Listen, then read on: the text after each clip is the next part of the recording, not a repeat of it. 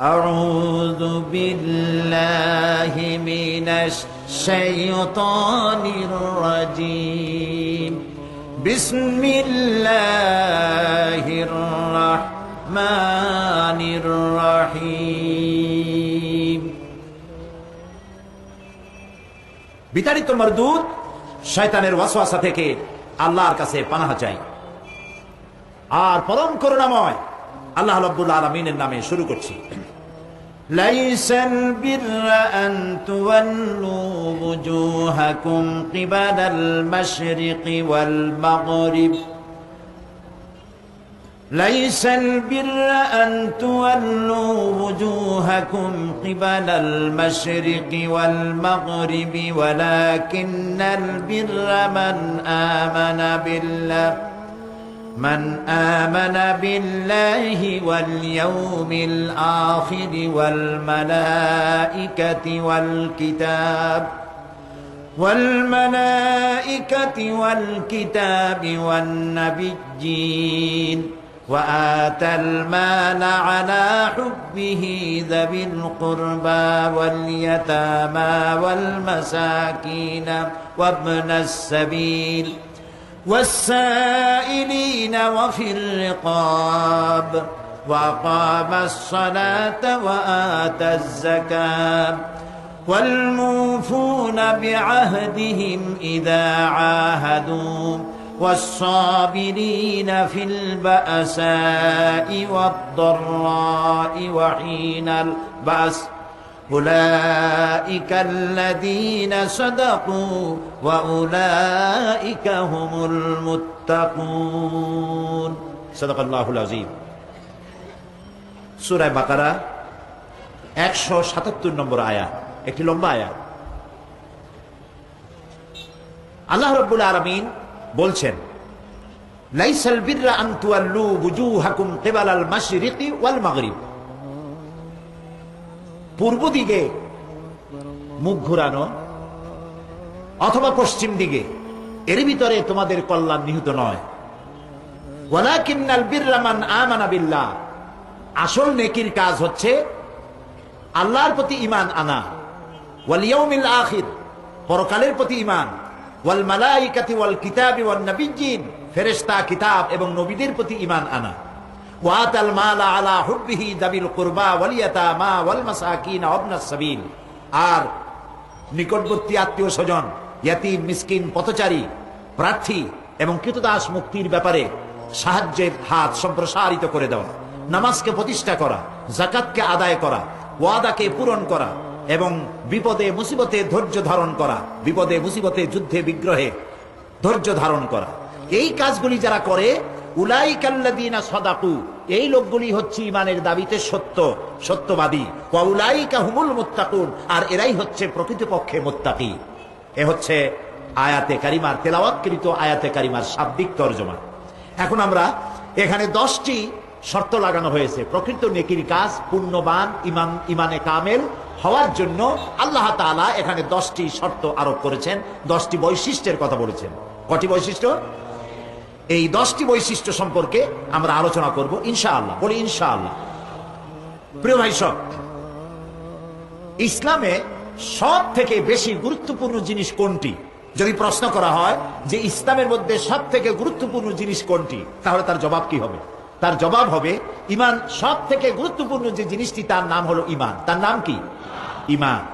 প্রকৃতপক্ষে আল্লাহ রাব্বুল আলামিন যে কোরআন নাজিল করেছেন, এই কোরআনের আহ্বানের মূল প্রতিপাদ্য, কোরআনের মূল মেসেজ, কোরআনের মূল বক্তব্য হচ্ছে ঈমান। কোরআন তার ধারক বাহক সম্পর্কে যে কথা বলেছেন তাও বলা হয়েছে কি, সেটা শুনুন। আল্লাহ রাব্বুল আলামিন বলেন, রব্বানা ইন্নানা সামি'না মুনাদিয়ান ইউনাদি লিল ঈমানি আন আমিনু বিরাব্বিকুম ফাআমান্না, তোমাদের রব নিশ্চয়ই এমন একজন আহ্বায়ককে তোমাদের সামনে পাঠিয়েছেন। রব্বানা ইন্নানা সামি'না মুনাদিয়ান ইউনাদি লিল ঈমান, আমাদের রব নিশ্চয়ই আমরা এমন একজন আহ্বানকারী দাওয়াত পেয়েছি যিনি আমাদেরকে আহ্বান করেন ঈমানের দিকে। নবী করিম সাল্লাল্লাহু আলাইহি সাল্লাম সহ পৃথিবীতে যত নবী এসেছেন সমস্ত নবীরা তারা দাওয়াত দিয়েছেন কিসের ব্যাপারে বলুন তো? সকলেই ঈমানের দিকে দাওয়াত দিয়েছেন, বিশ্বাসের প্রতি দাওয়াত দিয়েছেন। কোরআনে হাকিম একটি সুস্পষ্ট সীমারেখা দিয়ে এই পৃথিবীর মানুষকে দুটি শ্রেণীতে ভাগ করে দিয়েছেন, একদিকে ঈমান আর একদিকে কুফর, একদিকে কাফের আর একদিকে মুমিন। এটা সরাসরি দুটি ভাগ করে দিয়েছেন। ঈমানের দাবিদার যারা, ঈমান পোষণকারীরা, তারা হলো সত্যাশ্রয়ী, তারা হকপন্থী, তারা নূরের সম্পদে সমৃদ্ধ, তার জন্য রয়েছে হেদায়েতের রাস্তা উন্মুক্ত। আল্লাহ রাব্বুল আলামিন বলেন, মাসালুল ফারিকাইনি কাল আ'মা ওয়াল আসাম্মি ওয়াল বাসীর ওয়াস সামিঈ হাল ইয়াস্তাবিয়ানি মাসালান আফালা তাযাক্কারুন। আল্লাহ তাআলা বলছেন যে এই দুটো শ্রেণীর লোকদের দৃষ্টান্ত তোমাদের সামনে পেশ করা হলো।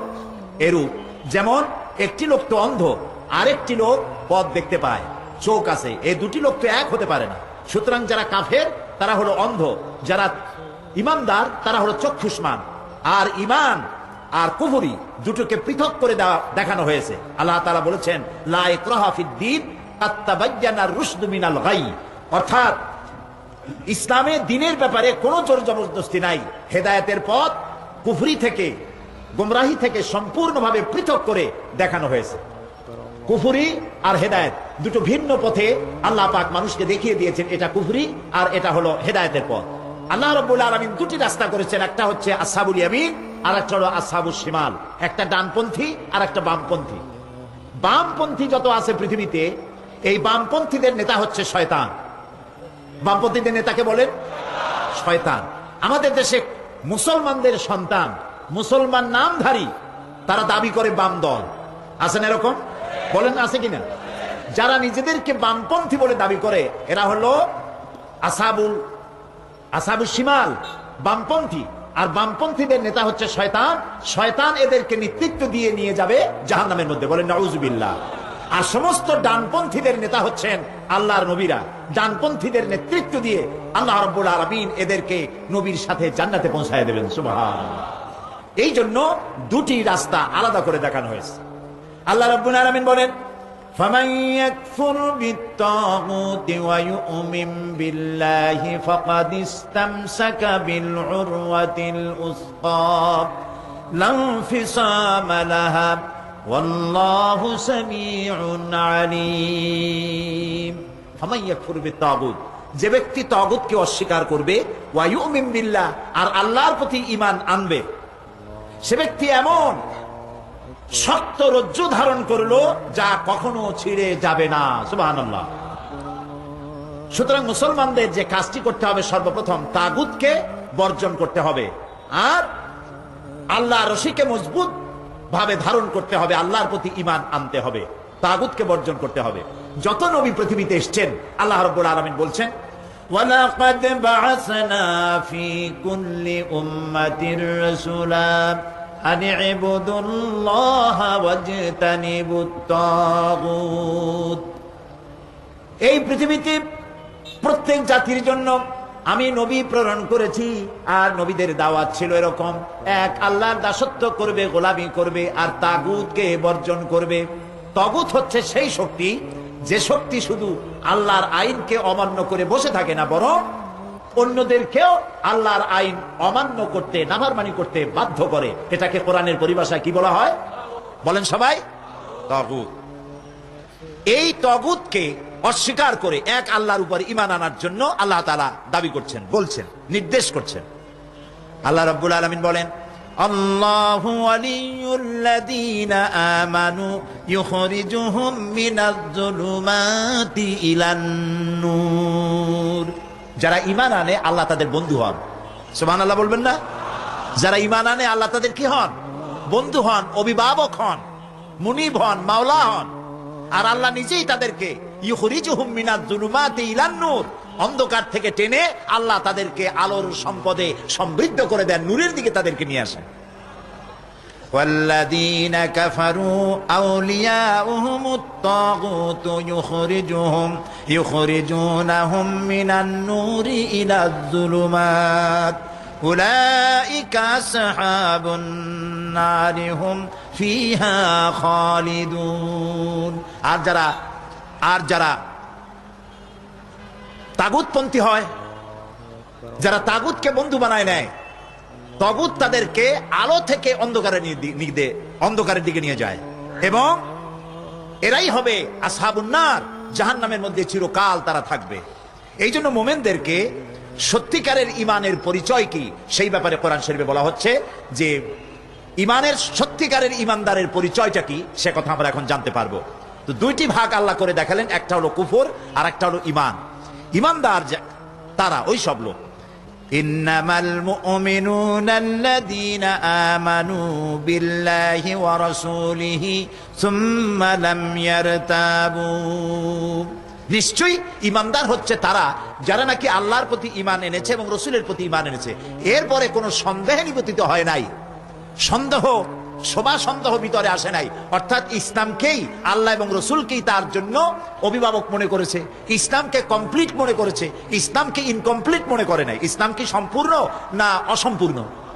সম্পূর্ণ না অসম্পূর্ণ? অসম্পূর্ণ মনে করে ওই সব লোকেরা যারা নাকি ইসলামের সবকিছু নাই, শুধু নামাজ রোজা হজ যাকাত আছে, বিচার ব্যবস্থা, আদালত, কোর্ট কাছারি, শিক্ষা ব্যবস্থা আর অন্যান্য যা কিছু আছে জীবনে, সমাজ রাষ্ট্র, এর কোনো ব্যাপারে ইসলামের কিছু নাই, শুধুমাত্র নামাজ রোজা। এই জাতীয় সন্দেহের মধ্যে যারা নিবর্তিত হয়েছে তারা মোমেন হতে পারে না। মোমেন হচ্ছে ওই সব লোক যারা আল্লাহর প্রতি ঈমান এনেছে, রাসূলের প্রতি ঈমান এনেছে, আর কোনো সন্দেহে নিবর্তিত হয় নাই, তারাই হলো সত্যকারের মোমেন। এবং তারা জিহাদ করবে মাল দিয়ে, জান দিয়ে আল্লাহর রাস্তায়।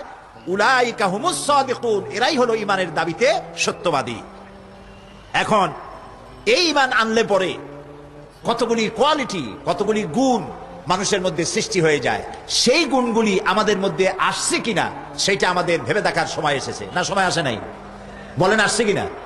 আমরা ঈমান এনেছি, কিন্তু ঈমান আনলে পরে যেসব কোয়ালিটি, যেসব গুণাবলী আমাদের মধ্যে সৃষ্টি হওয়া উচিত, সেইগুলি আসছে কিনা সেই ব্যাপারে আমি এখন আপনাদের সামনে আলোচনা করতে চাই। কোরআনে কারীম থেকে আমি আপনাদের সামনে উপস্থাপন করার জন্য এখানে 6টি গুণ একত্রিত করেছি। 6টি কোরআন থেকে আনা হয়েছে। প্রকৃতপক্ষে ইমানদার ব্যক্তির মধ্যে মিনিমাম এই 6টি কোয়ালিটি আসা জরুরি। ঈমান আনলে পরে এই 6টি গুণ তার মধ্যে প্রকাশ পাবে। নাম্বার 1, 1 নাম্বার, ঈমান আনলে পরে মানুষের মধ্যে আল্লাহ রাব্বুল আলামিন আত্মমর্যাদার শিক্ষা দেয়, তার মধ্যে আত্মমর্যাদা সৃষ্টি হয়ে যায়। আল্লাহর প্রতি মানুষকে হীনতা থেকে, দৈন্যতা থেকে তাকে আত্মমর্যাদার উচ্চতম শিখরে পৌঁছে দেয়। সে আগে মানুষের কাছে হাত পাততো, সে কোনো মূর্তির কাছে হাত পাততো, সে কোনো গাছের কাছে হাত পাততো। দেখেন না পৃথিবীতে কত জাত আছে, আছে না? আছে না? কত ধর্মের লোক আছে, তারা কেউ তো হাতে মূর্তি বানাইয়া তার সামনে নিজের আকুতি কাকুতি করতে থাকে, নিজের মনস্কামনা পূর্ণ করার জন্য বলতে থাকে। কেউ তো গাছের কাছে, কেউ তো সাপের কাছে, কেউ তো বাঘের কাছে, কেউ তো সূর্যের সামনে, কেউ তো চন্দ্রের সামনে, বিভিন্ন জায়গায় মনস্কামনা পূর্ণের জন্য নিজেকে নিবেদিত করে দেয়। তো ইসলাম যখন একটি মানুষ এই কালেমা পড়লো, লা ইলাহা ইল্লাল্লাহু মুহাম্মাদুর রাসূলুল্লাহ, জোরে পড়েন সবাই মিলে, লা ইলাহা ইল্লাল্লাহ, লা ইলাহা ইল্লাল্লাহু মুহাম্মাদুর রাসূলুল্লাহ। এই কালেমা যে ব্যক্তি পড়বে তার কলিজা বড় হয়ে যাবে, সে বুঝতে পারবে লা ইলাহা, জোরে বলেন ইল্লাল্লাহ, জোরে বলেন ইল্লাল্লাহ। কোন ইলাহ নাই, আইনদাতা নাই, বিধানদাতা নাই, হাকেম নাই, হায়াত ও মওতের মালিক কেউ নাই। কে ছাড়া? এবার জোরে বলেন আল্লাহ। আল্লাহ ছাড়া কেউ নেই। এই কথাটা যখন তার মনের মধ্যে বদ্ধমূল হয়ে যায়, তখন তার মধ্যে হীনতা থাকে না, আত্মমর্যাদার সৃষ্টি হয়। সুবহানাল্লাহ বলুন। আর যাদের এটা হয় না, তারা ইয়াবতাগুনা ইলা রাব্বিহিমুল ওয়াসিলা, তারা ওয়াসিলা তালাশ করে, সেই ওসিলা তারা ধরে কোন গাছ, কোন মাজার, এরপরে কোন সাপ অথবা মূর্তি অথবা চন্দ্র সূর্য, এগুলির কাছে গিয়ে আশ্রয় গ্রহণ করে। আল্লাহ রাব্বুল আলামিন বলেন, ইন্নাল্লাযীনা তাদউনা মিন দুনিহি ইবাদুন আমসালুকুম, যারা আমাকে বাদ দিয়ে অন্যের দ্বারস্থ হয়, অন্যের ইবাদত করে, অন্যের আনুগত্য করেন, অন্যকে ডাকে আমাকে বাদ দিয়ে। যাদেরকে তোমরা ডাকো ওরা তোমার মতো আমার গোলাম। সূর্যের কাছে হাত পেতেছো, ওটা তো আমার গোলাম। সূর্য কার গোলাম? সূর্য কার হুকুমে ওঠে আর অস্তমিত হয়? কার হুকুমে? সমুদ্রের জোয়ার ভাটা হয় কার হুকুমে? রাত আর দিনের পরিবর্তন হয় কার হুকুমে? সবকিছু আল্লাহ রাব্বুল আলামিনের। সুতরাং তুমি নিজে ফকির, আর এক ফকিরের সামনে গিয়ে হাত পাতলে তোমাকে সে কি দিবে? কিছুই দিতে পারবে না। এই যে আল্লাহ তাআলা কোরআন শরীফে এত সুন্দর করে বলেছেন, নবী ওদের বলেন, ওরা যেগুলির সামনে মাথা নত করে, এগুলি, এই পাথরের মূর্তিগুলি, এগুলি কি একটা মাছিও বানাইতে পারে? বলেন আপনারা, একটা মাছিও বানাইতে পারে না। এমন কি এই মূর্তিগুলির সামনে যত খাবার রাখা হয় হাদিয়া হিসাবে, এই খাবারগুলি যদি মাছিতে উড়াই নিয়ে যায়, খাবারগুলো কার জন্য দেওয়া হয়েছিল? ওদের খোদার জন্য, ওদের খোদার জন্য দেওয়া হয়েছিল। এইগুলি মাছিতে খাইয়া উড়ে চলে গেল, সাথে এতগুলি হাত, একটা আঙ্গুল দিয়ে এরকম টোকা দিয়ে একটা মাছি উড়াই দিতে পারে না। তো এই যখন দুরবস্থা, নিজেকে অন্যের, নিজেকে বিপদ থেকে বাঁচাইতে পারে না, তো এই যখন দুরবস্থা, সে তোমার উপকার কেমনে করবে? কোরআন শরীফে কথা বারবার বলা হয়েছে যে একমাত্র লা ইস্তাতিউনা লাহুম নাসরান, এরা তোমাদের কোনো সাহায্য করতে পারবে না। আল্লাহ তাআলা পরিষ্কার করে বলে, কোনো সাহায্য তোমাদের ওরা করতে পারবে না। যেখানে আল্লাহ ছাড়া যেখানে হাত পাতবা সাহায্য করতে পারবে না। তবে এটার একটা অর্থ আছে, সে অর্থ ব্যাখ্যাটাও বুঝতে হবে। আপনি যদি হাত পাতেন 1 কেজি চিনির জন্য, 1 কেজি পেঁয়াজের জন্য, 10,000 টাকার জন্য, ওইটা তো দিতে পারবে, আর এটা চাওয়াও না জায়েজ না। কিন্তু যে সাহায্য আল্লাহর পক্ষ থেকে আসবে, গায়েব থেকে মদদ আসবে, সেইটা পৃথিবীতে কেউ দিতে পারবে না আল্লাহ ছাড়া। যেমন সন্তান প্রয়োজন, বিয়ে করেছেন সন্তান হয় না, দিতে পারবে কে? চিল্লায় বলেন সবাই, কে দিতে পারবে? আপনার ব্যবসায় উন্নতি হয় না, এই ব্যবসায় উন্নতি কে দিতে পারে? মামলা মোকদ্দমায় আপনি মাজলুম হচ্ছেন, আপনাকে সাহায্য করতে পারবেন কে? রোগ হয়েছে, রোগ মুক্ত করতে পারবেন কে? এই কথাগুলি কোরআন বারবার স্মরণ করাইছে যে গায়েব থেকে যে মদত আসবে, সেই মদতটা কারো কাছে চাওয়া যাবে না আল্লাহ ছাড়া। কার কাছে চাইতে হবে? দেখেন, আমাদের জাতির পিতা, বলেন নামটা কি? ইব্রাহিম আলাইহিস সালাম। আল্লাহর পয়গম্বর হযরত ইব্রাহিম আলাইহিস সালাম, তিনি আল্লাহ রাব্বুল আলামিনের ব্যাপারে যে কথাগুলি বলেছেন, রব্বুল আলামিন ওই কথাগুলি কোরআনে কারীমের ভিতরে চিরন্তন করে দিয়ে আমাদের হেদায়েতের রাস্তা পরিষ্কার করে দিয়েছেন। তিনি বলেছেন, আমি যখন ক্ষুধার্ত হই, আমি যখন তৃষ্ণার্ত হই, কেউ আমাকে খাওয়ায় না, আমাকে আহার কেউ দিতে পারে না, তৃষ্ণার্ত হিসাবে পানি পান আমাকে কেউ করাইতে পারে না। আল্লাযী হুয়া ইউতঈমুনি ওয়া ইয়াসকিন, আমি যখন ক্ষুধার্ত হই আল্লাহ আমাকে পান করান, আমি যখন তৃষ্ণার্ত হই, ক্ষুধার্ত হলে তিনি খাওয়ান, তৃষ্ণার্ত হলে তিনি পান করান। ওয়া ইযা মারিতু ফাহুয়া ইয়াশফিন, আর আমি যখন রোগাক্রান্ত হই আল্লাহ রাব্বুল আলামিন আমাকে রোগ মুক্ত করে দেন।